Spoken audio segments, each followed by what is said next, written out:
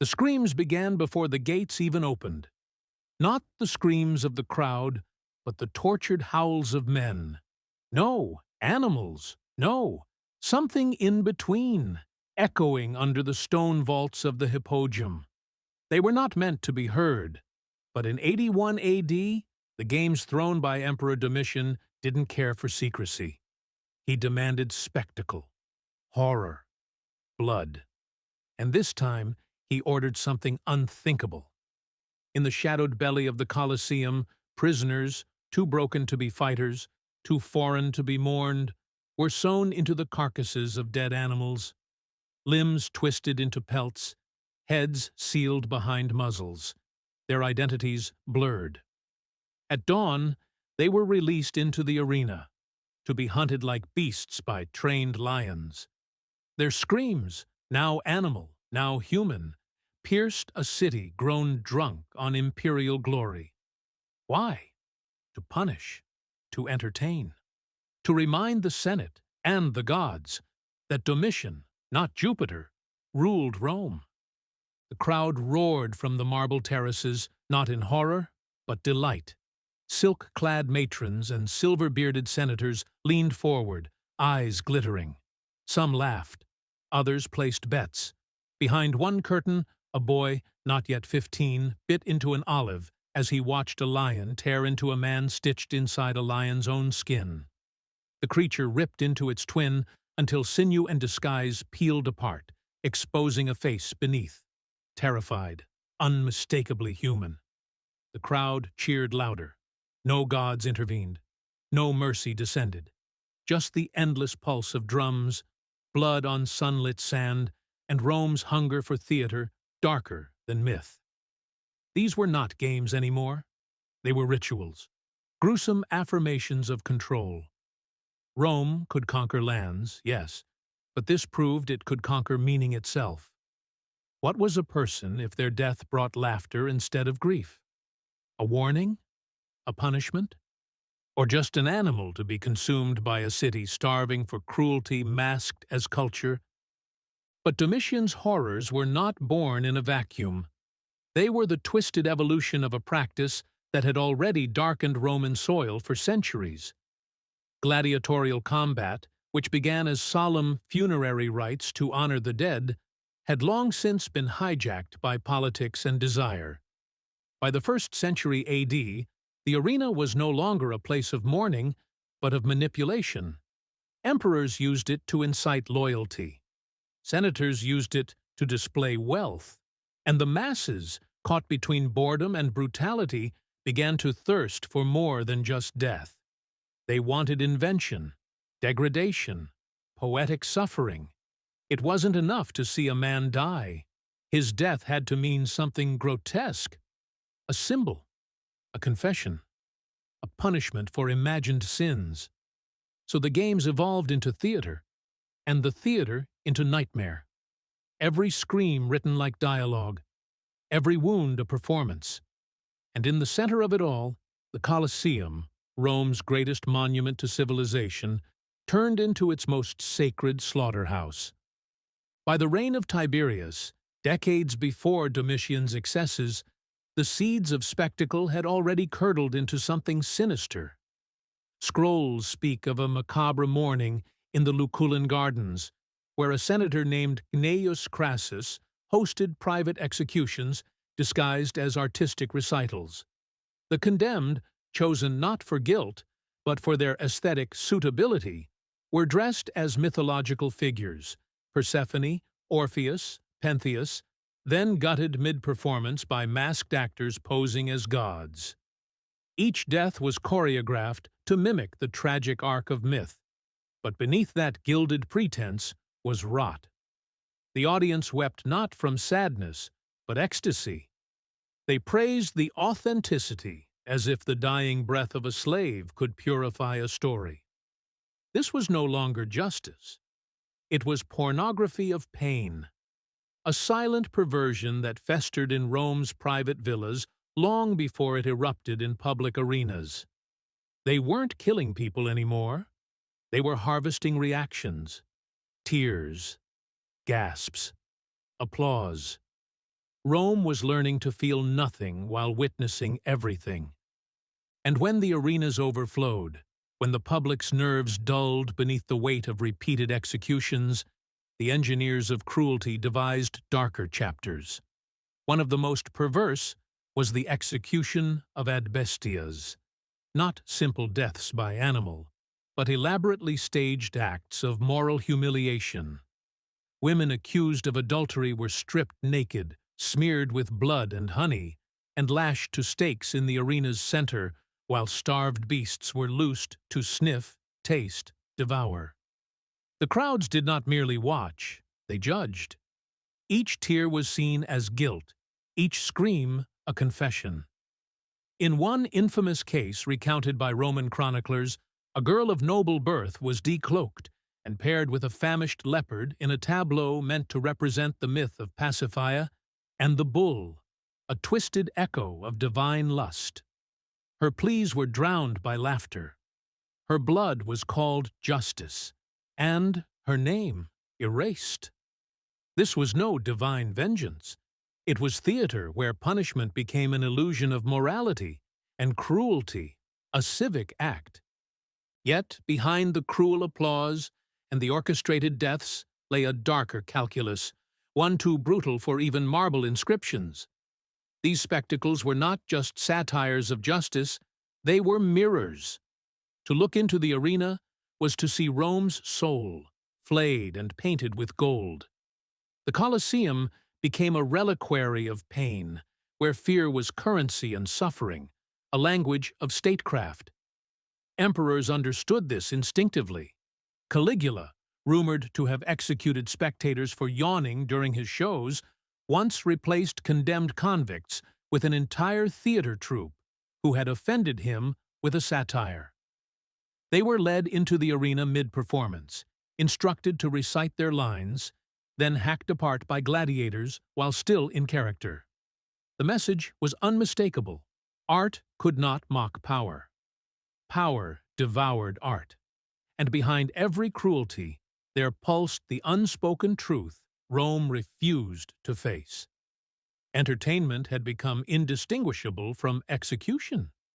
And the crowd, far from shrinking away, had become complicit. They didn't crave justice. They craved climax. The line between criminal and character blurred further under the sadistic reign of Emperor Nero, who transformed executions into moral pageants. He ordered the deaths of prisoners by forcing them to reenact infamous myths, not with props, but with their own bodies. In one chilling spectacle, a man accused of treason was staged as Icarus. Wings were stitched to his arms with crude iron hooks, feathers glued to bloodied skin. He was hoisted by ropes high above the arena, only for the mechanism to fail, sending him plunging to the sands below, bones snapping audibly. The crowd erupted in applause. Behind the illusion of drama, they witnessed a slow, deliberate execution masked by performance. But Nero didn't stop at myth. He curated narratives of moral decay, forcing prisoners into roles that humiliated not just their bodies, but their identities. Women were portrayed as Medea and made to slay dolls representing their own children, seconds before real lions were released. The childless Medea, the devoured traitor Icarus. Each role was a stain written in flesh. These were not condemnations of sin. They were orchestrations of cultural guilt, a theater designed to isolate suffering and make it echo. And when the final act was complete, there were no curtain calls, only corpses on sand, and a Rome too enthralled to look away. But perhaps the most grotesque innovation emerged not from emperors, but from the whims of Rome's intellectual elite. In the late 2nd century, a philosopher named Publius Lentulus, known among Salons for his obsession with Stoic endurance and theatrical cruelty, sponsored a living thesis at the arena. His belief? That virtue could be refined through suffering if endured publicly. He gathered a dozen slaves, each accused of petty theft or insubordination, and proclaimed them philosophical exemplars.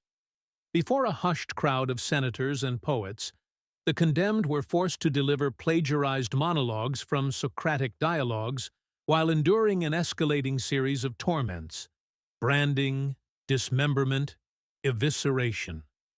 Pain became performance, and performance, pedagogy. One girl, too young for either crime or rhetoric, was made to recite the allegory of the cave as her tongue was nailed to a plank. She bled truth, they said. Lentulus was applauded. His theory was admired. The crowd compared pain to purification, likening screams to syllogisms, as if agony itself could be wisdom. And in that moment, Rome wasn't just entertained, it thought itself enlightened. But no spectacle, no tragedy-turned-theater, would rival the infamy of the Emperor Commodus. By the time he inherited power, the line between ruler and performer had dissolved completely. Commodus did not merely sponsor the games, he starred in them. Clad in gilded armor, he descended into the arena as Hercules reborn, wielding a bow against bound prisoners posed as mythical monsters. He claimed divine lineage, but his cruelty was entirely human. On one notorious afternoon, Commodus ordered dozens of amputees collected from the city's hospitals and slums. They were dressed as sea creatures, draped in kelp, painted blue, crawling by force along the sand. Commodus, from an elevated platform shaped like a trireme, hurled barbed harpoons into their writhing forms, declaring a mock naval victory. The laughter was thunderous. Rome cheered a breathing god. But beneath the painted props and ritualistic cruelty, the air stank of infection and rot. These were not games. They were declarations. Each death a crown, each scream a coronation. And in the echoes of those roars, a single truth pulsed like a heartbeat beneath the sand. Rome had stopped pretending it was civilized. Yet even Commodus's grotesque masquerades paled before the perversions staged in the lesser-watched corners of Rome's provinces, where governors emulated the capital's savagery with desperate ambition. In the amphitheater of Lugdunum, a small Gallic city now known as Lyon, records tell of a bloody week in which foreign captives were forced into reenacting Rome's most shameful moments: massacres, betrayals, political suicides. One such scene replicated the death of Cicero, Rome's orator, infamous for his speeches against tyranny. A prisoner with a mangled jaw was made to recite a forged denunciation of Augustus before being decapitated with a bronze whip, not a sword, to prolong the execution. The audience chanted fragments of Cicero's own words as blood poured. In another, enslaved women played the daughters of Niobe, frozen with fear as real arrows pierced them one by one. Here, the arc of history was not learned, but restaged. Suffering wasn't remembered. It was reenacted to remind every watcher of their place in the empire's great fable, that of audience, never author, applauding power as it bled the past back to life. But there was one final evolution, one too grotesque even for most Roman citizens to speak of aloud, a forbidden ritual that surfaced briefly under Caracalla's reign, and vanished almost as quickly into rumor and suppression. In the arena at Alexandria, where imperial proxies tested crowds like gladiators tested steel, a series of events were conducted that blurred the line between execution and cannibal liturgy. Known in whispered circles as the Lamia sacrament, prisoners were executed through slow vivisection, each cut accompanied by a ritual recitation from the Sibylline texts. Their blood was offered not to gods, but to the audience itself. Selected citizens were invited to dip their fingers into golden basins filled with the dying's warmth, told they were partaking in Rome's purification. This was never officially logged, only hinted at in letters from disturbed Roman officers stationed in Egypt, men who wept over papyrus, terrified not by what they saw, but by what they had applauded. Rome, at the peak of its imperial glory, had crafted a machine so convinced of its own divinity, it could no longer distinguish governance from carnage, praise from perversion. And when the final basin cooled, the sand swept clean, and the victims burned nameless in the desert wind, the silence left behind wasn't peace. It was the sound of a civilization that, in feeding its hunger for horror, had consumed the last fragments of its soul. And so the pageantry of pain marched on, paving streets not just in stone, but in the memory of screams no marble could preserve. Rome fell, yes, but long before the barbarians crossed its borders, or senators conspired in darkened halls. It fell the moment agony became applause, the instant suffering could be choreographed into spectacle. Beneath its emperors draped in silk and its laws etched in Latin, the Roman soul bled out quietly, replaced by mimicry, ritual, and rot. And what remains now are ruins, yes, but also echoes, of a girl reciting philosophy with her mouth nailed shut, of a boy watching lions tear through artifice into flesh, of senators sipping wine beside butchered martyrs. Was Rome great? Perhaps. But ask yourself this: if a civilization builds its glory on the bones of the broken, if it feeds its identity with blood and laughter, if it forgets to mourn even as it commands worship, what then does it become? And what part of us still applauds? Centuries later, when archaeologists began to unearth the amphitheaters of Roman rule, they found more than dust and stone. They found shackles fused to stage floors, pits stained so deeply with iron it could only have been blood, spilled again and again in clockwork cruelty.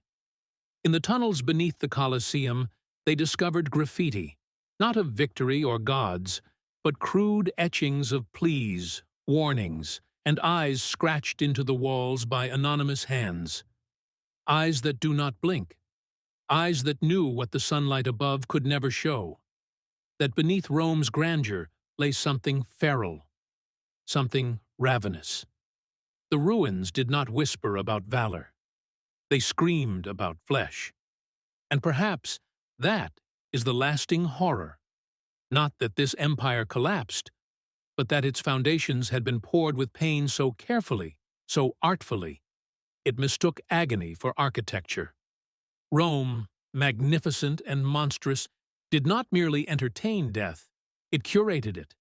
And as tourists now pose where blood once pooled, smiling for photos above invisible graves, one must wonder, have we truly left the arena behind? Or have we merely changed its name? Perhaps the final curtain never truly fell. Even as the Colosseum crumbled and emperors faded into stone, the soul of the arena lived on, in shadows, echoes, and reinventions. Inquisition chambers replaced sand pits. Public executions found new stages, village squares, scaffolded balconies, near the cathedrals that now claim to hold mercy. Masks changed. Rituals shifted. But the choreography of spectacle endured. We still gather, still watch, still measure justice by performance. Cameras click where lions once roared. Documentaries dissect where once entrails spilled. The names have changed. The tools are digital. The blood symbolic.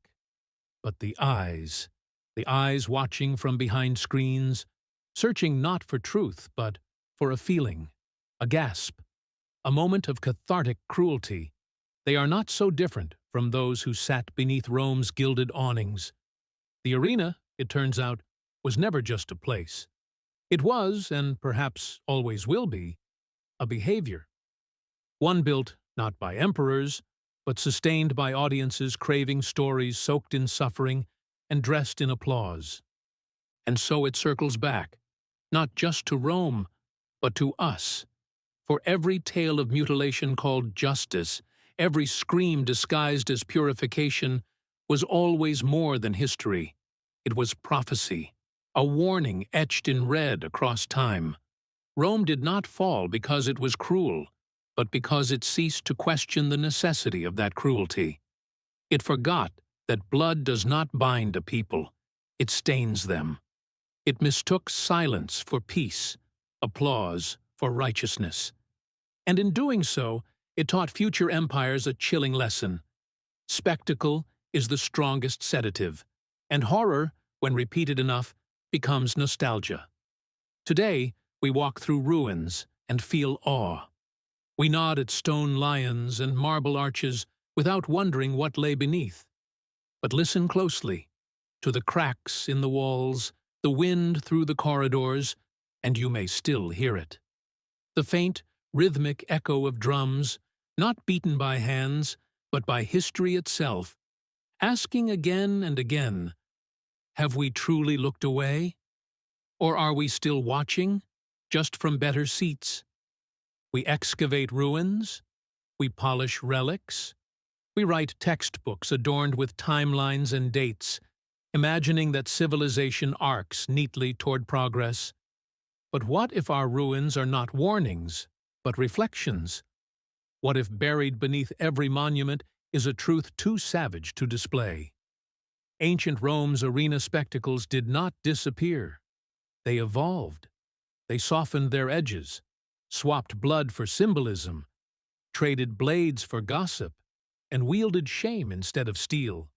But the ritual, the binding of identity to humiliation, the hunger for a catharsis born from pain, remains carved beneath our skin. Not just theirs, ours. That is the true legacy of Rome.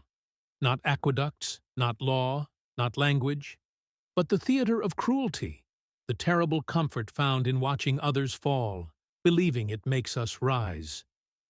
So ask yourself, if history is theater and we its audience, what role have we inherited? And are we still watching the show? Or have we stepped into the sand without even noticing?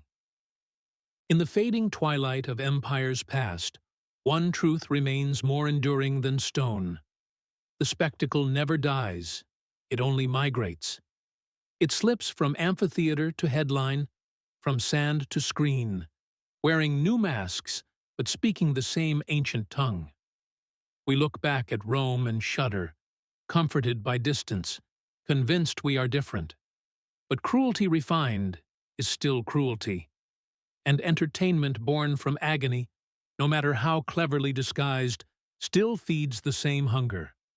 We do not need lions or emperors anymore. We have virality. We have algorithms trained not to enlighten, but to enrage. We scroll past suffering curated for attention, breath-catching not in sorrow, but fascination. Faces pixelated, lives reduced to reels. Our applause now measured not in roars, but in clicks. So perhaps the arena was never buried. Perhaps it is alive, rebranded, embedded in culture and code. And perhaps history is not asking if we remember Rome. It is asking if we ever left. And if we have never left, then what does that make us? Not conquerors of the past, but echoes, drifting, repeating, enacting the same rituals beneath new spotlights.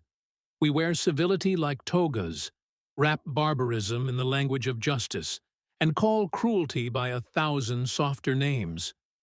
But the patterns hold. Still, we reward humiliation with attention. Still, we ritualize judgment in public. Still, we forget the face of the condemned the moment the curtain falls. Perhaps the final spectacle is not in bloodshed, but in our failure to see ourselves in those torn apart beneath history's applause. For every empire leaves behind relics. But Rome left behind a blueprint for how an audience, lulled by drama and blinded by power, will always choose the show over the soul. And maybe, just maybe, the arena's last victim is empathy itself, buried not beneath sand or ruin, but beneath the comfort of distance, the illusion that we are only watching and never participating. The screams began before the gates even opened. Not the screams of the crowd, but the tortured howls of men. No, animals, no, something in between, echoing under the stone vaults of the Hippogrium. They were not meant to be heard, but in 81 AD, the games thrown by Emperor Domitian didn't care for secrecy. He demanded spectacle, horror, blood. And this time, he ordered something unthinkable. In the shadowed belly of the Colosseum, prisoners, too broken to be fighters, too foreign to be mourned, were sewn into the carcasses of dead animals, limbs twisted into pelts, heads sealed behind muzzles, their identities blurred. At dawn, they were released into the arena, to be hunted like beasts by trained lions. Their screams, now animal, now human, pierced a city grown drunk on imperial glory. Why? To punish, to entertain, to remind the Senate and the gods that Domitian, not Jupiter, ruled Rome. The crowd roared from the marble terraces, not in horror, but delight. Silk-clad matrons and silver-bearded senators leaned forward, eyes glittering. Some laughed, others placed bets. Behind one curtain, a boy, not yet 15, bit into an olive as he watched a lion tear into a man stitched inside a lion's own skin. The creature ripped into its twin until sinew and disguise peeled apart, exposing a face beneath. Terrified, unmistakably human. The crowd cheered louder. No gods intervened. No mercy descended. Just the endless pulse of drums, blood on sunlit sand, and Rome's hunger for theater, darker than myth. These were not games anymore. They were rituals, gruesome affirmations of control. Rome could conquer lands, yes, but this proved it could conquer meaning itself. What was a person if their death brought laughter instead of grief? A warning? A punishment? Or just an animal to be consumed by a city starving for cruelty masked as culture? But Domitian's horrors were not born in a vacuum. They were the twisted evolution of a practice that had already darkened Roman soil for centuries. Gladiatorial combat, which began as solemn funerary rites to honor the dead, had long since been hijacked by politics and desire. By the 1st century AD, the arena was no longer a place of mourning, but of manipulation. Emperors used it to incite loyalty. Senators used it to display wealth. And the masses, caught between boredom and brutality, began to thirst for more than just death. They wanted invention, degradation, poetic suffering. It wasn't enough to see a man die. His death had to mean something grotesque, a symbol, a confession, a punishment for imagined sins. So the games evolved into theater, and the theater into nightmare. Every scream written like dialogue, every wound a performance. And in the center of it all, the Colosseum, Rome's greatest monument to civilization, turned into its most sacred slaughterhouse. By the reign of Tiberius, decades before Domitian's excesses,